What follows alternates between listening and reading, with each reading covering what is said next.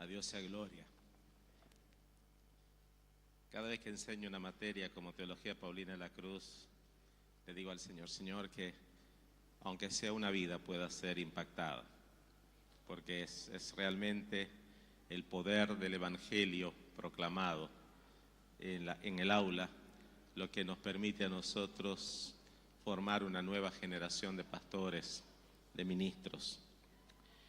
Quiero aprovechar este tiempo para agradecer a la iglesia la gentileza de invitarnos, a mi familia y a mí, a estar con ustedes este fin de semana tan hermoso. Tuvimos un tiempo precioso, las parejas que no vinieron se perdieron en algo lindo, un tiempo especial, ministración especial, pero yo sé que el efecto de este fin de semana tendrá sobre la vida de la iglesia es muy poderoso. Esta noche también quiero agradecer a los hermanos que nos han servido con tanto amor, especialmente a la familia Ivanov, que nos ha recibido como siempre en bendición. Y qué lindo ver a hermanos que tanto amamos. Esta familia de Obligado está acá. Es una familia que amamos mucho. Podemos viajar por todo el territorio nacional y siempre recordamos nuestra iglesia de Obligado, por donde pasamos de vez en cuando, y cada vez que venimos tenemos experiencias preciosas, ministrados por ustedes. No crean que nosotros venimos a ministrar, nosotros somos ministrados por ustedes. Ustedes nos ministran, así que qué privilegio estar aquí esta noche. La palabra que Dios tiene para nosotros hoy es una palabra que yo la caracterizo única. Posiblemente usted diga, pero este pastor, eso que usted va a predicar, o que cuando escuche el mensaje dirá, bueno, eso ya lo he escuchado muchas veces. Bueno, yo no sé si lo he escuchado muchas veces, pero es una palabra única, porque nos va a dar una perspectiva de Jesús distinto a lo que usted está acostumbrado. Usted está acostumbrada a pensar de Jesús. Yo no sé qué idea tenés de Cristo. Algunos de nosotros miramos a Jesús como el mártir del Calvario, por así decir. Vemos a ese hombre bueno que murió en una cruz. Pero Jesús es mucho más que el mártir del Calvario. Otros piensan en Jesús como aquel hombre que estuvo en la tierra sanando enfermos, limpiando leprosos, libertando a los endemoniados, recibiendo a los niños, perdonando a la gente indigna y recibiendo a los que nadie quería. Y es verdad. Pero Jesús es mucho más que el mártir del Calvario. Jesús es mucho más que un gran profeta. Jesús es Dios con nosotros. Con nosotros Dios que se acerca. Con nosotros Dios que se identifica con nuestra debilidad y con nuestras necesidades. Con nosotros Dios que tomó nuestro lugar. Con nosotros Dios que nos quita el pecado. Y con nosotros Dios que vive en nosotros. Al principio del ministerio de Jesús, Juan el Bautista, aunque era primo de Jesús, no lo conocía. No era nuestro tiempo, las comunicaciones eran distintas. Jesús se crió en Nazaret, que es una parte de Galilea, mientras que Juan el Bautista se crió en Judea. Y muy jovencito Juan se fue al desierto, posiblemente alguna de las comunidades del desierto que estaban en aquellos tiempos de moda. ¿Quién sabe? Juan era un esenio o parecía una de esas personas que vivían en el tiempo de Jesús y que se habían retirado de la cultura y la sociedad judía y que estaban allí en el desierto de Judea. Lo importante es que Juan no conocía a Jesús, pero Juan sabía cuál era su misión: presentar a Jesús. Sus padres lo habían creado con conciencia de misión. Y quiero hablar a los padres hoy un segundito. Nuestros hijos deben ser criados con una conciencia de misión y de visión en la vida. Donde no hay visión, el pueblo se desenfrena. Donde no hay concepto de visión, hay caos. Nuestros hijos deben ser criados con el concepto de que ellos tienen una misión en la vida y un lugar en la sociedad que cumplir y una posición en la cultura que deben ejercer. Y Juan el Bautista fue creado con un sentido de misión y de visión. Cuando llegó su tiempo, él sabía para qué había llegado al mundo. Cuando llegó el tiempo en que debía comenzar a predicar, él comenzó a predicar movido por el Espíritu de Dios. Sin embargo, Juan el Bautista, aunque era un gran predicador y había sido utilizado por Dios para un gran avivamiento, Juan el Bautista no se creía la última Coca-Cola en el desierto de Dios. Vamos a leer 2 relatos de Juan para llegar al mensaje central de hoy. Y nos vamos a dar cuenta de algo acerca de Jesús que Juan nos explica, que nos va a nosotros a cambiar la vida. Esta tarde, mientras disfrutaba unos mates con mi amigo Lázaro Ivanov y su esposa, yo pensaba, él no se daba cuenta, pero yo estaba pensando en algunas cosas de que voy a decir hoy. Porque la palabra que Dios trae hoy es una palabra muy profunda, que tiene que hacer una transformación total de la vida suya como persona, de su familia y de esta comunidad de fe. Primero, veamos qué pasó con Juan, que yo digo que no se creía que era la gran cosa. Yo veo a este pibe que toca, David, y me impresiona. Digo, uy, 14 años y es un tecladista de la iglesia, ¿no? Pero no te creas nunca la parte. Porque lo que sos, se lo debes a dones que Dios puso en tu corazón, en tu mente. Dice que, capítulo 1 de Juan, a mí me encanta el Evangelio de Juan, inclusive enseño una materia que se llama Teología de la Literatura de Juan, y me fascina enseñar Juan. Y si usted ve que me excito mucho, me perdona. Y si usted ve que salte un poquito, diga, pobrecito, está en su salsa, porque es que me encanta hablar del Evangelio de Juan. Capítulo 1 de Juan, versos del 19 al 28. Este es el testimonio de Juan, pero este es Juan el Bautista, no Juan el escritor. Cuando los judíos enviaron de Jerusalén sacerdotes y levitas para que le preguntases, vamos a ponerlo en la jerga nuestra, ¿vos quién sos? Confesó y no negó, sino que confesó, yo no soy el Cristo. Y le preguntaron, ¿qué pues? ¿Sos Elías? Dijo, no soy. ¿Sos el profeta? No. Le dijeron, pues ¿quién sos? Para que demos respuestas a los que nos enviaron. ¿Qué dices de vos mismo? Yo soy la voz de uno que clama en el desierto. Enderezad el camino del Señor, como dijo el profeta Isaías. Y los que habían sido enviados eran de los fariseos, y le preguntaron y le dijeron, ¿por qué pues bautizas si no sos el Cristo, ni Elías, ni el profeta? Juan les respondió diciendo, yo bautizo con agua, mas en medio de vosotros está uno a quien vosotros no conocéis. Este es el que viene después de mí, el que es antes de mí, el cual yo no soy digno de desatar la correa del calzado. Estas cosas sucedieron en Betábara, al otro lado del Jordán, donde Juan estaba bautizando. Primera pausa en el camino. Juan el Bautista tenía un problema, pero él no lo tenía, sino que la gente tenía un problema con Juan el Bautista, porque Juan el Bautista sonaba como el Mesías, hacía cosas que en el pensamiento judío solamente el Mesías podía hacer. Juan el Bautista llamaba al arrepentimiento, Juan el Bautista bautizaba gente para arrepentimiento, Juan el Bautista hacía conciencia de pecado, a la gente le proclamaba pecado y le decía a la gente que debían volverse a Dios. Y en el pensamiento judío, solamente el Mesías podía llamar al arrepentimiento, traer conciencia de pecado y posiblemente bautizar a la gente para identificación de que se estaba arrepintiendo. Pero Juan el Bautista tenía una conciencia de su identidad. Juan el Bautista sabía que él no era el Mesías, que no debía creerse el Mesías, sino que había sido enviado por Dios a preparar el camino al Mesías. En otras palabras, Juan el Bautista debía mantenerse en su posición de segundo o tercero, porque venía uno a quien él debía proclamar que no era nada otro que el mismo Dios en la carne. Ahora, los dirigentes del pueblo judío lo envían a preguntarle: che, escúchame, ¿quién sos?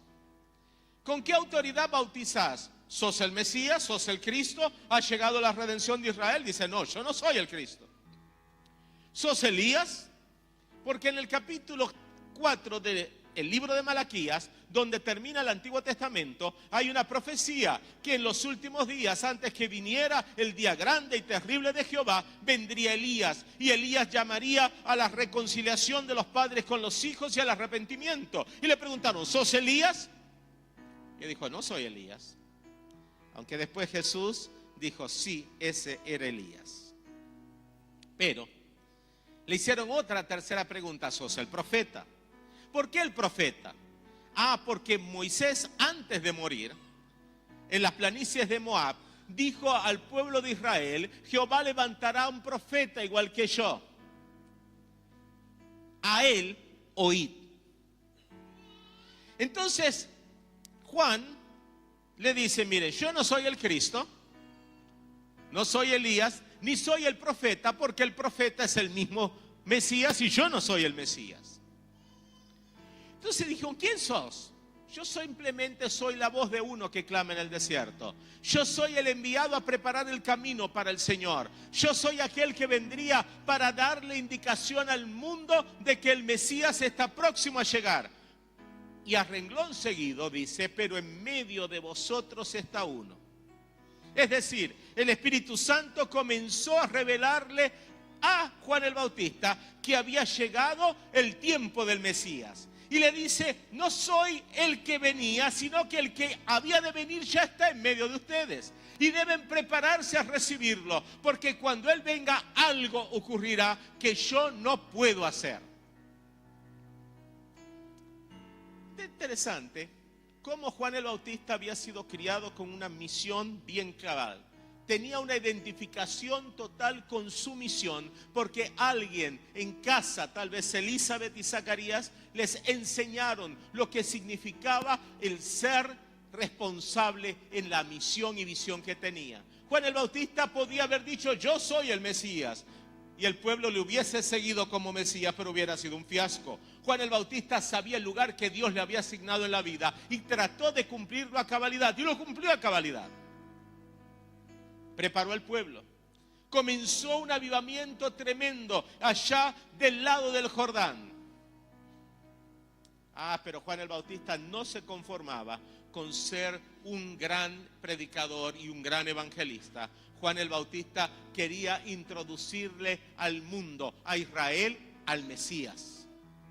¿Por qué? Porque el Mesías vendría para vida. El Mesías vendría con una tarea específica que Juan el Bautista sabía que él no podía hacer y que no era ni tan siquiera digno de alcanzarle las correas de los zapatos al Mesías.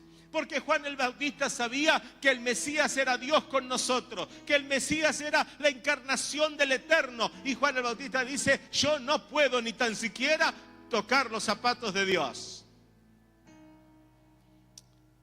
Ahora, interesante que Juan el Bautista no se queda con esa palabra, sino que Juan el Bautista le dice a su audiencia: esperen, yo sé que el Mesías llegó, está entre nosotros. ¿Por qué sabría esto?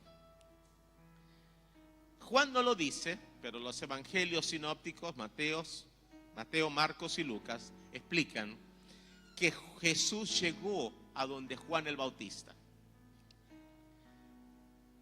y le pidió bautismo. Y Juan el Bautista le dijo: no, yo necesito ser bautizado por vos, no vos por mí. No puedo bautizarte, sos el Mesías, sos el Hijo. Y Jesús le dijo: tranquilo, cumplamos toda justicia. Yo necesito ser bautizado, Juan, porque me tengo que identificar con todos aquellos que serán bautizados en mi nombre a lo largo de la historia. Así que déjame ser bautizado. Pero Juan el Bautista sabía que algo ocurriría con el Mesías si era el Mesías. Porque la palabra Mesías en el hebreo y Cristos en el griego significa ungido. Y Juan el Bautista sabía que aquel a quien la humanidad aclamaría como Mesías sería un ungido. Ungido por Dios, lleno de el poder de Dios. Y Juan el Bautista decía, bueno, yo voy a ver, porque ya sabía él que aquel a quien el Espíritu ungiera, ese era el Mesías. Así que, al otro día de este encuentro de Juan el Bautista con estos líderes, aparece Jesús en la escena. Ya había sido bautizado por Juan. Y Juan había visto algo en el bautismo de Jesús que era algo impactante. ¿Qué había visto Juan? Juan había visto al Espíritu Santo descender. Había escuchado una voz del cielo que decía, este es mi Hijo amado en quien tengo complacencia. Entonces, Juan el Bautista no tenía dudas, había visto a Jesús, había visto al Mesías y por eso se atrevió a decirle a los sacerdotes y levitas, en medio de ustedes está uno que ustedes no conocen, pero yo sí conozco que tiene la autoridad porque él sí es el Mesías. Capítulo 1, verso 29. Al siguiente día, Juan el Bautista, Juan vio a Jesús que venía a él y dijo, he aquí el Cordero de Dios que quita el pecado del mundo. Este es aquel de quien yo dije, después de mí viene un varón, el cual es antes de mí porque era primero que yo. Y yo no le conocía, mas para que fuese manifestado Israel, por esto vine yo bautizando en agua. También dio Juan testimonio diciendo, vi al Espíritu que descendía del cielo como paloma y permaneció sobre él. Y yo no le conocía, pero el que me vio a bautizar con agua, aquel me dijo, sobre quien veas descender el Espíritu y que permanece sobre él, este es el que bautiza con el Espíritu Santo. Y yo le vi y he dado testimonio de que este es el Hijo de Dios. Ahora Juan el Bautista proclama el mensaje que estuvo esperando muchos años proclamar. Juan y Jesús eran contemporáneos. Juan le llevaba 6 meses a Jesús, por lo tanto, Juan el Bautista tendría alrededor de 31 años, algo por el estilo, cuando ocurrió esta historia. Y Juan había estado esperando desde que tenía conciencia de razón, el día en que él pudiera decirle a Israel, he aquí el Cordero de Dios que quita el pecado del mundo, y he aquí el que bautiza en el Espíritu Santo. Por muchos años había estado esperando el día que la gloria descendiera sobre alguien, porque el Dios le había dicho, sobre quien veas el Espíritu descender y permanecer sobre él, ese es el Mesías que quita el pecado de Israel y del mundo, el Mesías que también bautiza en el Espíritu Santo. Juan sabía su misión y su visión. Juan sabía su misión y su visión. ¿Cuál era la misión de Juan? Preparar el camino. Pero ¿cuál era la visión de Juan? Era ver a alguien que tuviese el Espíritu. Alguien que realmente tuviese el Espíritu en su naturaleza. No alguien sobre quien el Espíritu se posaba y se iba. Porque en el Antiguo Testamento el Espíritu Santo no se quedaba. Venía sobre el creyente, lo empoderaba para algo. Hasta la próxima vez. Pero Juan estaba esperando a alguien que tuviese el Espíritu en su naturaleza, que cuando hablase palabra de autoridad y bautizase él en el Espíritu, que no fuese bautizado en el Espíritu, sino que él fuera el bautizador en el Espíritu. Y ese no era otro que el Mesías. Muchos de nosotros miramos a Jesús como el gran Salvador, y lo es. Como el Rey de Gloria, y lo es. Pero hay una obra de Jesús que necesitamos hablar más de ella. Es la obra de Jesús de bautizar en el Espíritu. Porque el bautismo del Espíritu no es del Espíritu, es el bautismo de Jesús. Ese que interesante, como Juan el Bautista, el Espíritu de Dios es humilde y guarda una posición secundaria y exalta a Jesús. Y viene para que el bautismo de Jesús sea en el Espíritu. Juan el Bautista bautizaba en agua. Nuestra congregación por 2 semanas bautizó en estos días, algo precioso. Le cuento en segundita, bautizamos gente que venía de la calle, en situación de calle, etcétera, etcétera. Estamos teniendo un trabajo precioso allá en Buenos Aires donde estamos. Tremendo, 2 bautismos preciosos. Uno, un domingo, y al otro domingo otro bautismo.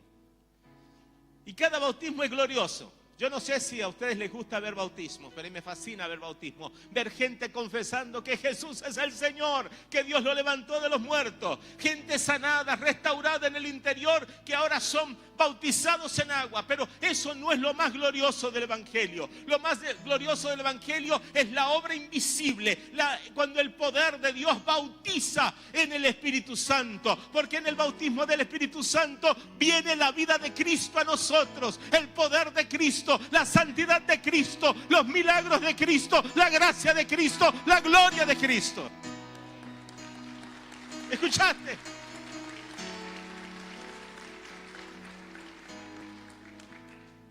Qué tremendo. Juan el Bautista la tenía clara. Juan el Bautista dice, no me miren a mí. Yo bautizo en agua. Agua es líquido. Se seca. Se va, el viento seca el agua, el sol seca el agua. No quiero que piensen que mi bautismo tiene un poder regenerador o sobrenatural, pero este que está ahí, este es el Cordero de Dios que quita el pecado del mundo. Y cuando quita el pecado, lo que pone en lugar del pecado es su presencia misma. Este es el que bautiza en el Espíritu Santo. A ese tienen ustedes que seguir. Y esta noche, el Espíritu Santo está aquí para traer a tu vida la presencia de Cristo. Escuchaste, no es la presencia de ningún otro ser, es la presencia de Cristo. Aleluya. Primera cosa, cuando Jesús viene, lo primero que hace es tratar con el problema del pecado. Juan el Bautista dice, he aquí el Cordero de Dios que quita el pecado del mundo. Ahora quiero explicarte algo de quitar, porque algunos no han entendido todavía lo que significa quitar el pecado. En el antiguo tabernáculo del desierto había un día, el día 10 del mes séptimo, se llamaba el día del Yom Kippur. El día del Yom Kippur se le llamaba día del Yom Kippur precisamente porque era día de quitar el pecado, día de las expiaciones. La palabra Kippur viene del hebreo que es kafar, que significa tomar algo, quitarlo y echarlo. Se tapa, algo que tenga mal olor, se tapa, se envuelve, se quita. Eso es kafar. Por eso el Espíritu Santo llevó a los escritores bíblicos a utilizar la expresión expiación. Cubrir, quitar, echar fuera, para hablar de la obra de la redención. Porque la primera obra de la redención tiene que ver con la obra de Cristo venir a tu vida y quitar, cubrir, quitar el pecado de tu vida. Para que el pecado no se enseñoree más. Para que vos y yo podamos considerarnos muertos al pecado y vivos para Dios. Para que no podamos vivir más en esclavitud. Hoy el joven que ministró la alabanza hablaba de que hay libertad y que vivamos en libertad. Bueno, yo quiero decirte, la libertad del pecado es real. Porque Dios envió a Jesucristo para quitar el pecado del mundo. Para quitarlo realmente, no para cubrirlo y dejarlo. Cubrirlo, quitarlo, erradicarlo de nuestra vida. No puede enseñorearse más de nosotros. Viene para tocar la fibra interior de tu ser y limpiarte de pecado. Ahora, por otro lado, no podemos erradicar el pecado y dejarnos erradicados del pecado Porque la carne, el entorno, que llamamos el mundo, y el enemigo, en una casa vacía que no esté llena, van a volver a entrar y van a volver a usurpar. Acá en la Argentina hablamos mucho de los ocupas, ¿no? Nuestra vida ha estado, antes de Cristo, posesionada por los ocupas.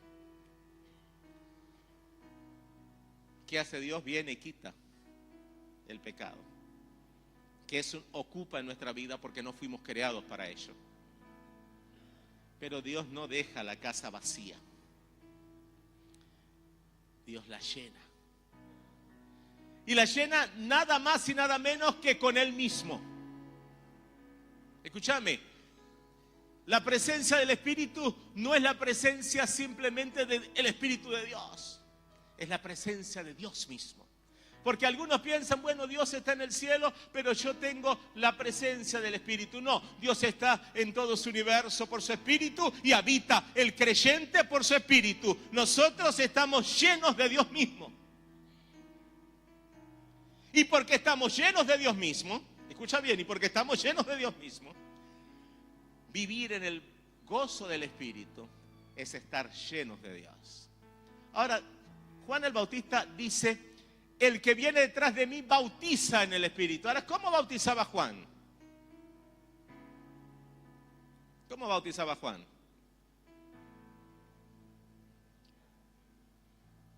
Vení, pa. Vení, sí, vos. Posiblemente Juan el Bautista bautizaba así. Llevaba a la persona hasta un pozo en el río, un lugar bastante profundo, y le hacía así. Dóblate las rodillitas, no te voy a dejar caer. Así, lo metía en el agua y le decía, estás limpio para arrepentimiento. Muy bien. Era poco de agua nada más. Un poquito de agua. Pero Juan el Bautista piensa en Jesús como algo superior al bautismo de agua. No es un poquito de agua lo que Jesús trae al creyente. Le voy a mostrar 2 diapositivas. Perdonen los actores que están ahí, pero hay 2 diapositivas. Detrás de esos actores, ¿qué usted ve? Mucha agua.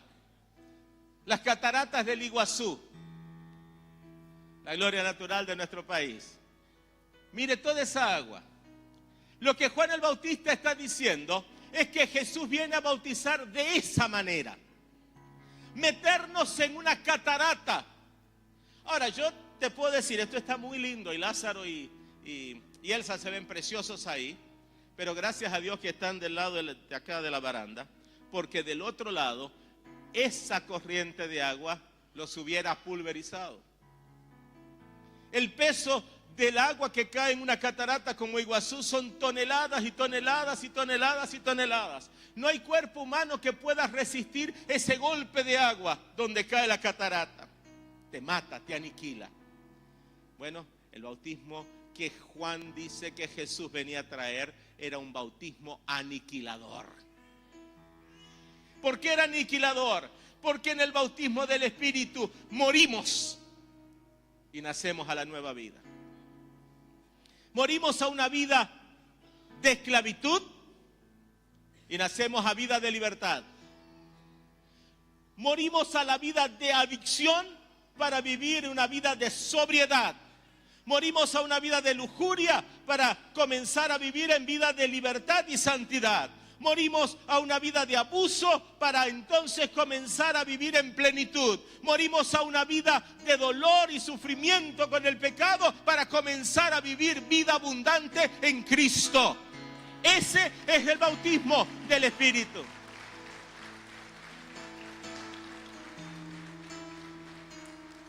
Y esta noche Jesús está aquí porque quiere bautizarte. ¿Bautizarte con qué? Con Él mismo. Traer a nuestra vida la vida suya. su carácter, su poder, su autoridad. Esta mañana hablamos de la autoridad de la iglesia de Dios restaurada. Y no de la iglesia de Dios como denominación, sino del cuerpo de Cristo. Esa autoridad restaurada, esa autoridad sobre el mundo espiritual, esa autoridad sobre la enfermedad, esa autoridad sobre aquello que se opone al conocimiento de Dios. Toda esa restauración viene porque como catarata divina, el Espíritu Santo está bautizando a su iglesia. Hay muchos creyentes que todavía no han vivido esa experiencia. Ven que otros la tienen, pero ellos no la tienen. Yo te tengo una buena noticia y una mala. La mala noticia es que sin ese bautismo no somos de Cristo. El apóstol Pablo dice en Romanos capítulo 8 que si alguno no tiene el Espíritu de Cristo, no es de él. El Espíritu convence de pecado, el Espíritu lleva al arrepentimiento, pero el Espíritu también llena, trae a la vida del creyente la vida suya. ¿Y cómo se manifiesta esa vida? Gálatas 5, 22 y 23. En amor, en gozo, en paz, en paciencia, en benignidad, en bondad, en fe, en mansedumbre y dominio propio. Así se manifiesta. Y hay muchos que dicen, pero yo no he sentido eso. Pues si no lo has sentido y no lo tenés, pueden ser dos problemas. El primero es que no has tomado en serio la palabra de Dios, que dice que vos sos habitación divina. O la segunda es que realmente no seas de Cristo. Ahora, si no sos de Cristo, no te preocupes, estás en el lugar correcto, porque estás al tiro de una declaración, decir, creo que Jesús es el Señor, que Dios lo levantó de los muertos. Y creyendo de todo corazón esa palabra, Dios viene a tu vida, quita el pecado, lo cubre, lo echa afuera y te llena de sí mismo, de su poder, de su autoridad. Pero hay otros creyentes que alguna vez estuvieron en la catarata, estuvieron allá abajo, pero sintieron la incomodidad del peso de la catarata y poco a poco nadaron lejos de la catarata y hoy están en la orilla en un picnic. Se recuerdan, hoy me acuerdo el día que el Señor me visitó y me bautizó en su espíritu,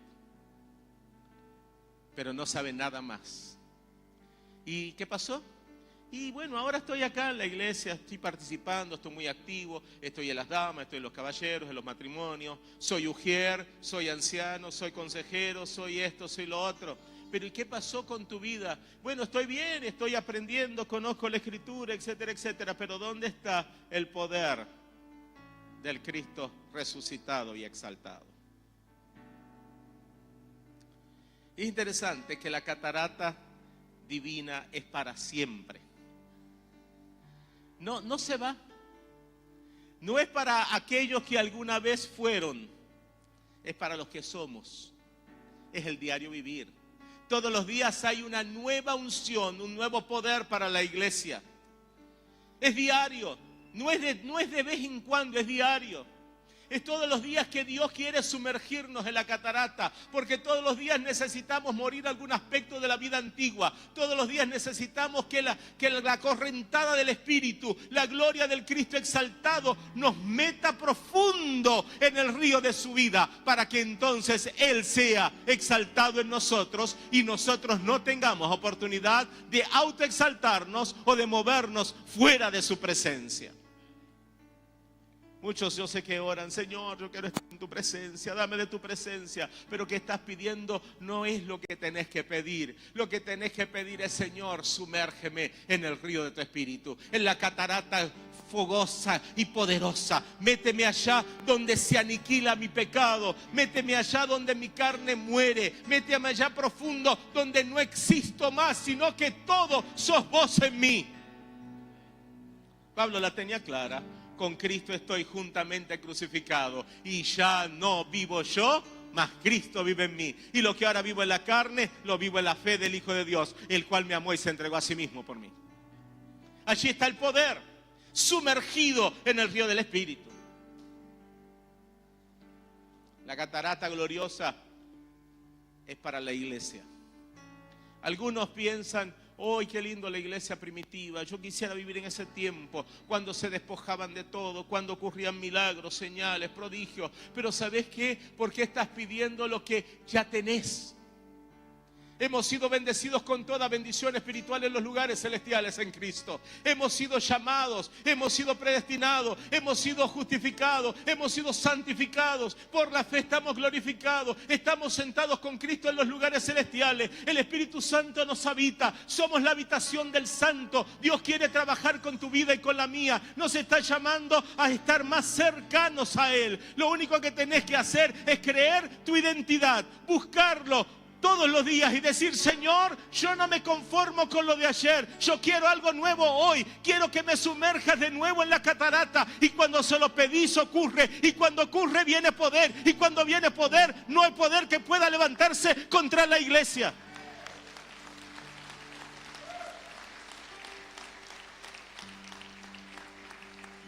¿Qué necesita la iglesia? ¿Qué necesita la iglesia? Volver a la catarata.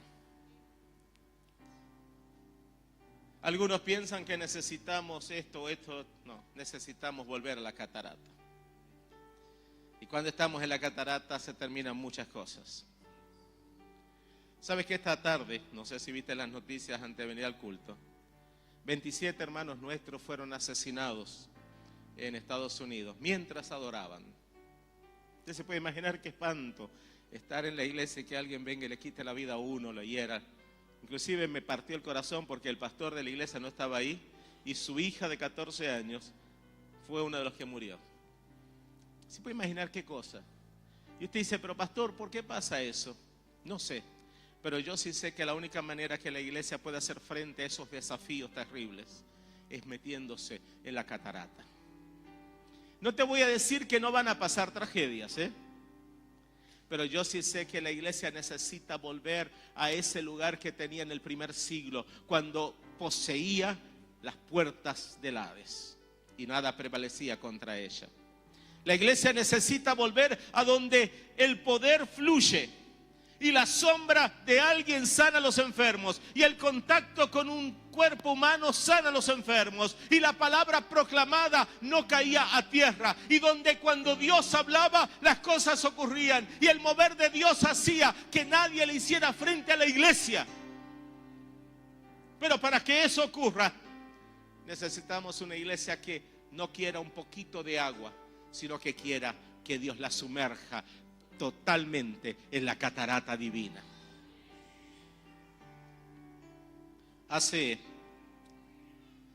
tal vez unos 50, 60 años, un predicador llamado D. Martin Lloyd Jones vino a los Estados Unidos, un británico.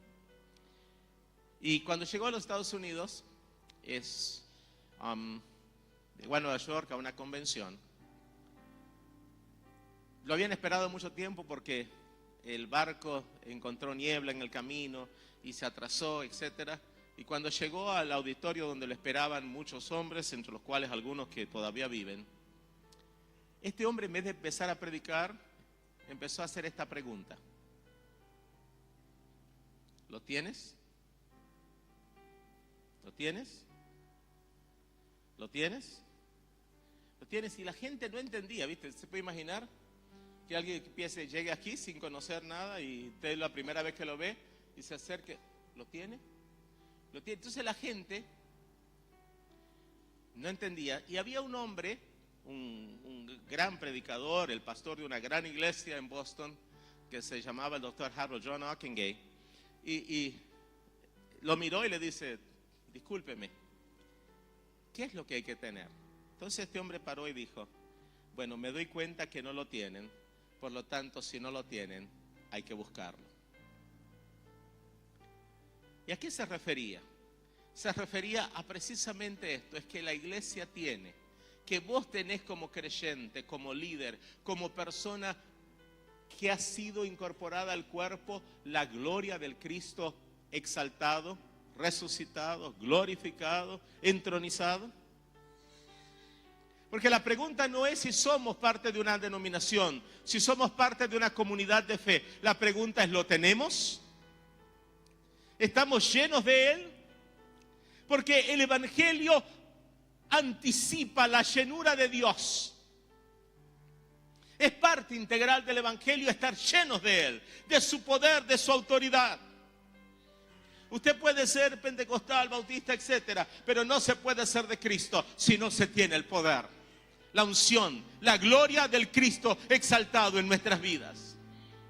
Gloria que nos lleva constantemente en crecimiento. La senda de los justos es como la luz de la aurora, que va en aumento hasta que el día es perfecto. El Espíritu Santo viene a nosotros para llevarnos de gloria en gloria. Somos transformados de gloria en gloria. Somos empoderados de poder en poder. Somos guiados de victoria en victoria, siempre y cuando lo tengamos.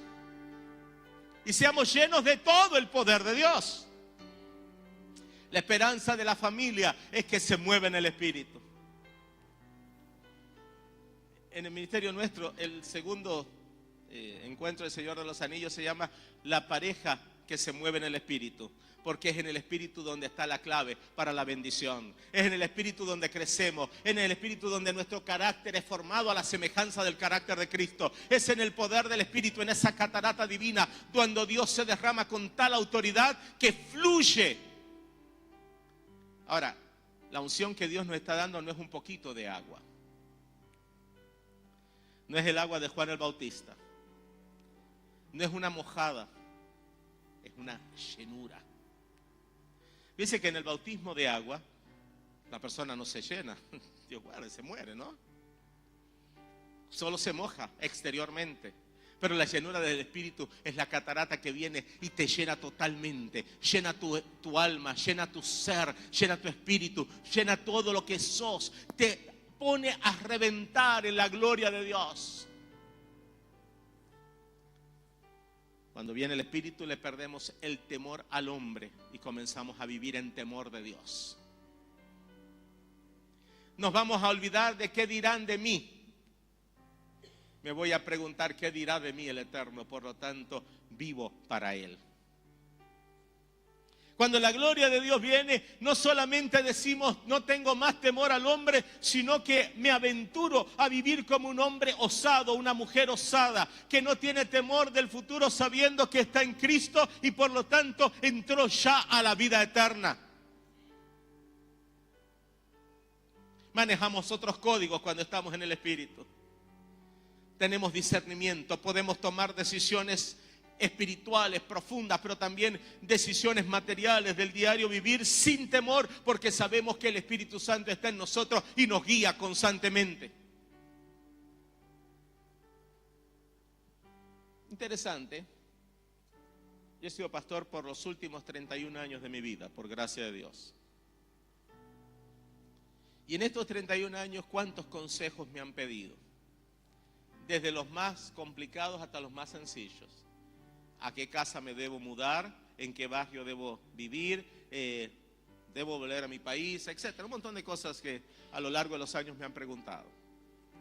Pero ¿sabes qué? Cuando estamos en la catarata y cuando estamos movidos por el Espíritu y cuando el Espíritu nos ha llenado en todo el ser, no vamos a los hombres a preguntarles qué debo hacer, porque el Espíritu nos lleva a toda verdad. Por el contrario, nos convertimos en una fuente de vida que salta de nosotros para la vida eterna de otros. Somos fuente nosotros de consejo, de autoridad. Es nuestra palabra que no cae a tierra. No estamos como a un pollo que le cortan la cabeza. ¿Ha visto algún día un pollo que le cortan la cabeza? ¿No? Bueno, yo me crié en el campo y algunos no tenían la paciencia para agarrar el pollo y amarrarlo y cortarle la cabeza, sino que con un machete venían, ¡tas!, le cortaba la cabeza y el animal sin cabeza dando tumbos hasta que se caía muerto. Un salvajismo tremendo. Bueno, algunos parecieran pollos sin cabeza. Dan tumbo de aquí para allá, dan tumbo de aquí para allá. Se ponen en este lugar, no están tranquilos. Toman este trabajo, no les gusta. Hacen esto, hacen lo otro y siempre están en desasosiego porque no tienen la unción del Santo. Pero cuando tenemos la unción del Santo conocemos todas las cosas. La unción nos enseña, la unción nos dirige, la unción nos empodera, la unción nos da gracia para saber dónde movernos, dónde no movernos, qué hacer, qué no hacer. El Espíritu cierra las puertas y nosotros estamos contentos. Abre la puerta y aprovechamos la oportunidad, pero no andamos como pollos sin cabeza.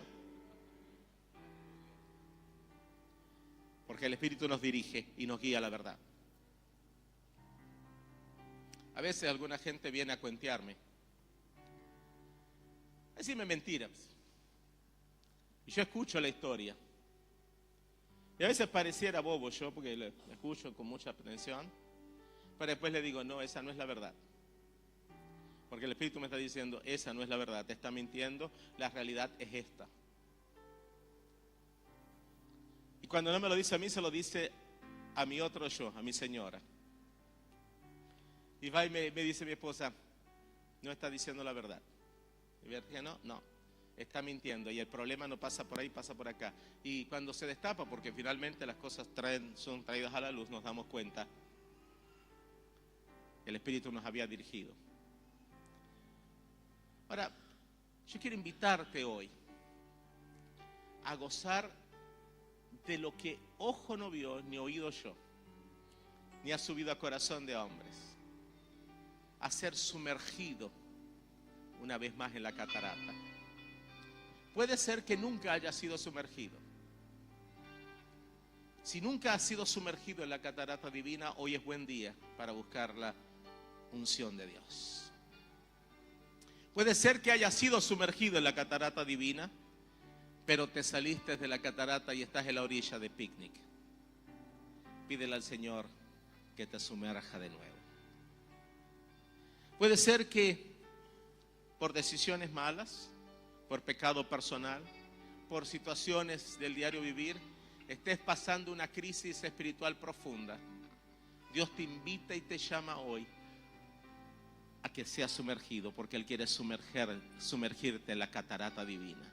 Quiere meterte en el poder de su Espíritu hasta que rebalses del poder de Dios. Cuando eso ocurra, Dios sanará tu alma. Yo no sé cuántos de ustedes han venido con heridas del pasado o del presente, dolores grandes. El único remedio para eso es que te sumerja Dios en su catarata. Porque cuando Él te llena de Él, y donde Él está no hay enfermedad, no hay herida, no hay dolor posible. Esos rencores viejos desaparecen cuando el Señor nos sumerge en Él mismo. Esas tragedias desaparecen cuando Él te sumerge en Él. Esas falencias, esas crisis de identidad, esos problemas con la sexualidad, esos problemas con la familia, esas luchas con la pornografía, esos problemas de deshonestidad, solo tienen solución en la persona de Cristo y en la unción de su Espíritu, porque Él te sumerge en Él mismo. Y sabes que cuando Él te sumerge en Él mismo, te sana, porque su agua trae sanidad. Juan el Bautista dijo, este es el que bautiza en el Espíritu. Y hoy Jesús está aquí para bautizarte en el Espíritu. Si sos creyente y Dios te ha bautizado en el Espíritu, habla con Él y dile, Señor, yo quiero más, porque te garantizo que hay más. Es una fuente infinita de poder, es una fuente infinita de gracia, es una fuente infinita de misericordia, es una fuente infinita de sanidad, es una fuente infinita de provisión, es una fuente infinita de todo lo que Dios es, el Espíritu lo es. Pero si nunca has tenido esto, clámalo y créelo y tómalo, porque es para vos. Los hermanos van a estar cantando, y mientras ellos están cantando, comienza a pedir. Clámale a Dios. No importa el vecino que te escuche, este es el tiempo de Dios. Dios quiere llenarte de sí mismo. quiere darte una unción nueva, quiere meterte en la catarata. Si nunca te ha metido Dios en la catarata, comienza a decirle: Señor, sumérgeme en el río de tu Espíritu, en la catarata divina. Yo quiero que me llenes de todo lo que sos. Y Dios va a empezar a hacer una gran obra en medio de nosotros.